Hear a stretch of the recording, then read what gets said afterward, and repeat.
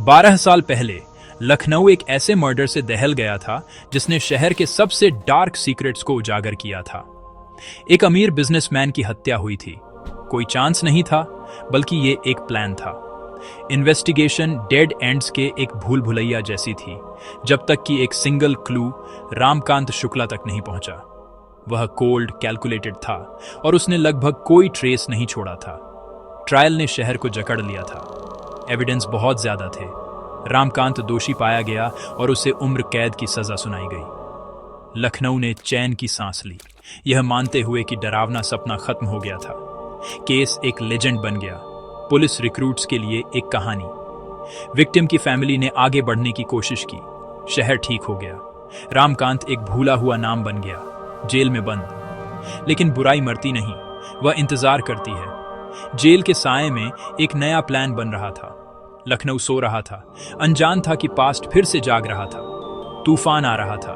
उस डरावने सपने की गूंज फिर से लौटने वाली थी, और तेज और ज्यादा डरावनी। पास्ट मरा नहीं था, वह बदला लेने का इंतजार कर रहा था। शहर की शांति एक इल्यूजन थी, नफरत की लेगेसी जिंदा थी, और जल्द ही लखनऊ को रामकांत शुक्ला का नाम याद आ जाएगा। डरावना सपना फिर से शुरू होने वाला था। इस बार यह और भी बुरा होगा। एक सर्द नवंबर की सुबह शांति टूट गई। रमेश गुप्ता, शुक्ला केस के एक अहम गवाह, मृत पाए गए। एक हार्ट अटैक बताया गया, लेकिन शक बना रहा। कुछ दिनों बाद सुनीता वर्मा, एक और गवाह, एक स्टेज्ड गैस लीक में मर गईं। फोरेंसिक ने फाउल प्ले की पुष्टि की। एक हफ्ते के अंदर 2 गवाह मर गए। शहर में दहशत फैल गई। मीडिया चिल्लाया, द किलर रिटर्न्स। पुलिस ने पुराने केस को फिर से खोला, जवाबों के लिए बेचैन थी। इसके पीछे कौन था? रामकांत जेल में बंद था या था? बाकी गवाह डर के मारे जी रहे थे, अपने ही घरों में कैदी थे। तीसरा हमला जल्दी हुआ। एक सर्वाइवर ने बेहोश होने से पहले एक सिंगल क्लू फुसफुसाया, एक धमकी भरा लेटर रामकांत की हैंडराइटिंग में। एक आदमी जेल में रहकर यह सब कैसे कर सकता था?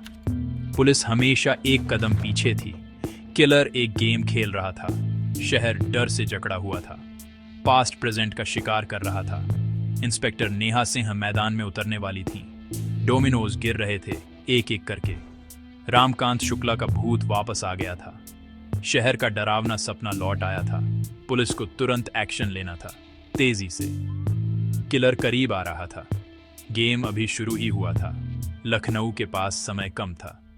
शिकार शुरू हो गया था। यह केस इंस्पेक्टर नेहा सिंह को सौंपा गया, जो लखनऊ की सबसे तेज दिमाग वाली थीं। वह एविडेंस में विश्वास करती थीं, भूतों में नहीं। नेहा ने पुरानी फाइलों में गोता लगाया, पैटर्न्स और गलतियों की तलाश में। उन्होंने रामकांत के मेथड्स, मोटिव्स और साइकोलॉजी का अध्ययन किया। उनकी टीम ने ओल्ड स्कूल इन्वेस्टिगेशन को मॉडर्न टेक के साथ जोड़ा। उन्होंने फैमिलीज का फिर से इंटरव्यू लिया, क्राइम सीन्स का फिर से दौरा किया और एक लिंक की तलाश की। नेहा की मौजूदगी ने इन्वेस्टिगेशन में जान डाल दी। उन्होंने पब्लिक को आश्वस्त किया, लेकिन शहर के डर को अपने कंधों पर महसूस किया। उनके लिए यह सिर्फ एक केस से ज्यादा था। यह दिमागों की लड़ाई थी। दुश्मन बेनाम था, हमेशा एक कदम आगे। लेकिन नेहा अथक थी। वह तब तक आराम नहीं करेंगी जब तक सच्चाई सामने नहीं आ जाती। शहर की उम्मीद उन पर टिकी थी। असली शिकार शुरू हो गया था। धमकी भरे लेटर्स केस का सबसे बड़ा रहस्य थे। एक्सपर्ट्स ने पुष्टि की, हैंडराइटिंग रामकांत की थी, लेकिन वह एक हाई सिक्योरिटी जेल में लगातार निगरानी में था। नेहा ने जवाब जानने के लिए रामकांत से मुलाकात की। उसने सब कुछ डिनाई किया, लेकिन उसकी आंखों ने उसे धोखा दिया। उसने लेगेसी और शैडोज के बारे में पहेलियों में बात की। नेहा ज्यादा सवालों के साथ वापस लौटी, जवाबों के बिना। इन्वेस्टिगेशन जेल स्टाफ और विजिटर लॉग्स की ओर मुड़ी। कुछ भी संदिग्ध नहीं। जेल पूरी तरह से सुरक्षित थी। फिर भी लेटर्स आते रहे। नेहा को एहसास हुआ, भूत का एक हेल्पर था। हैंडराइटिंग बिल्कुल मैच करती थी, लेकिन इस ट्रिक में एक सीक्रेट था। कोई रामकांत की नकल कर रहा था। यह इल्यूजन परफेक्ट था। नेहा इस ट्रिक को बेनकाब करने के लिए दृढ़ थी। जवाब बाहर था। भूत की हैंडराइटिंग ही कुंजी थी। असली किलर लेसन सामने छिपा हुआ था। पहेली लगभग पूरी हो चुकी थी। नेहा करीब पहुंच रही थी। नेहा ने रामकांत के पास्ट पर फोकस किया। ओरिजिनल केस फाइल में एक बेटे रोहन का जिक्र था जो ट्रायल के बाद गायब हो गया था। नेहा की टीम ने उसकी तलाश की, छिपे हुए बैंक पेमेंट्स के निशान का पीछा करते हुए। पैसा अमन शर्मा तक पहुंचा, जो दूसरे शहर में रहने वाला एक शांत युवा था। एज प्रोग्रेशन सॉफ्टवेयर ने पुष्टि की, अमन रोहन शुक्ला था। सर्विलांस ने रोहन की सीक्रेट लाइफ का खुलासा किया।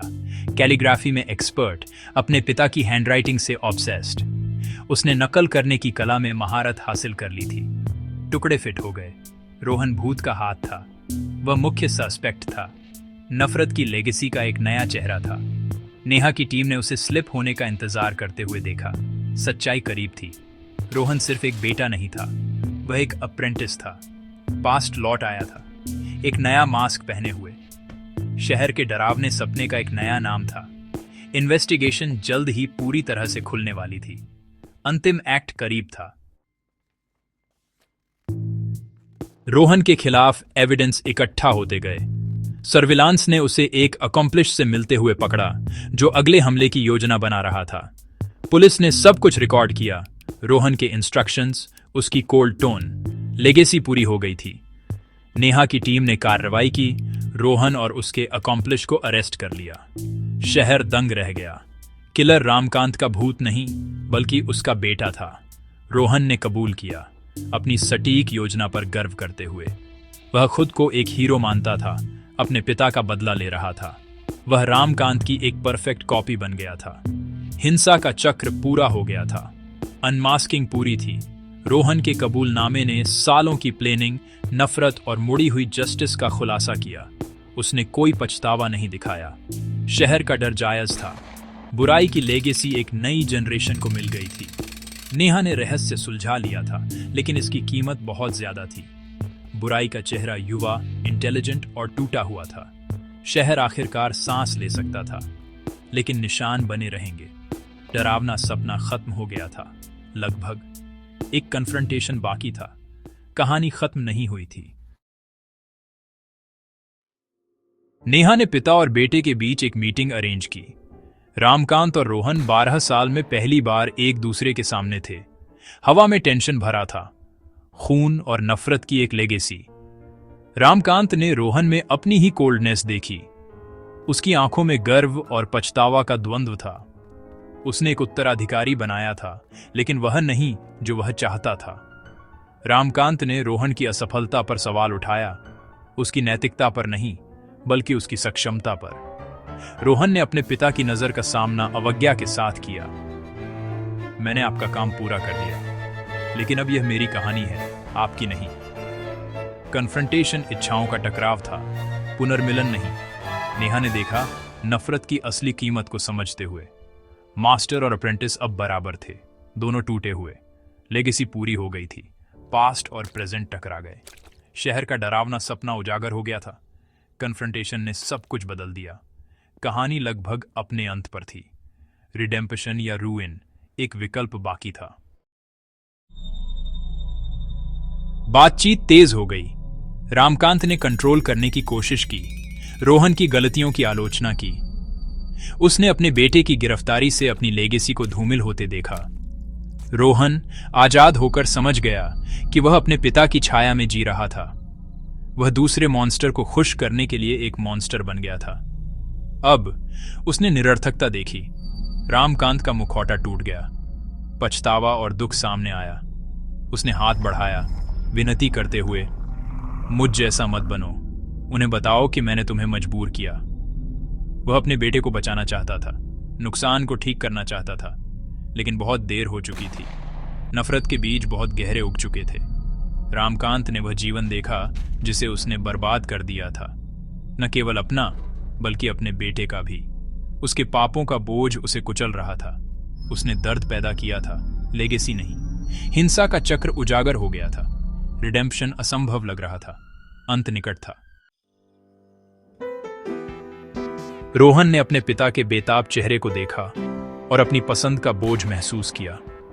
वह अपने पिता को दोष दे सकता था, लेकिन वह झूठ से थक चुका था।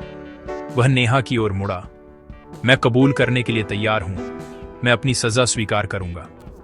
यह गर्व नहीं, बल्कि जिम्मेदारी थी।